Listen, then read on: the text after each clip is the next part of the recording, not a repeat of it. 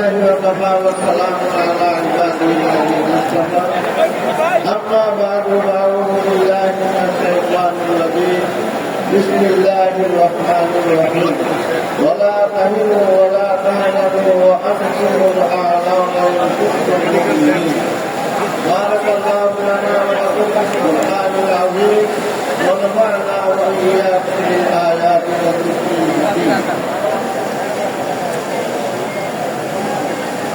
আজকের এই সমাবেশের সম্মানিত সভাপতি, প্রধান অতিথি এবং আন্তর্জাতিক সমস্ত নেতৃবৃন্দ, সামনে উপস্থিত আমার তৌহিদি জনতা ও সাংবাদিক ভাইয়েরা, আমরা এই সমাবেশকে বলছিলাম একটা সমাবেশ করে, কিন্তু আজকে সমাবেশ একটা জনসমুদ্রে পরিণত হয়েছে। আমাদের দাবি, পাঁচটা দাবি, প্রধান দাবি হল যে আমরা জুলাই সনদের আমরা আইনি ভিত্তি চাই। জুলাই সনদের আইনি ভিত্তি করতে হলে নির্বাচনের আগেই করতে হয়।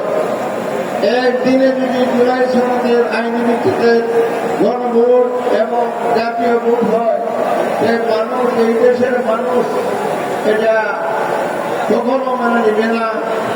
আমি যেহেতু বাংলাদেশের সবচেয়ে বড় গ্রামে বসবাস করি, সাধারণ মানুষের মনের বাসনা সর্বপ্রথম জুলাই সনদের ভিত্তির আদর্শিক গণভোট আগেই হতে হবে।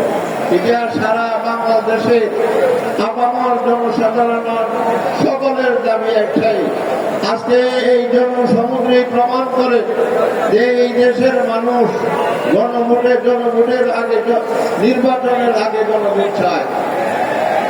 আমাদেরও দাবি যে নির্বাচনের আগে গণভোট দেওয়া হয় অতি সত্তর নভেম্বরের ভিতরেই গণভোট দেওয়ার জন্য আমরা দাবি জানাচ্ছি।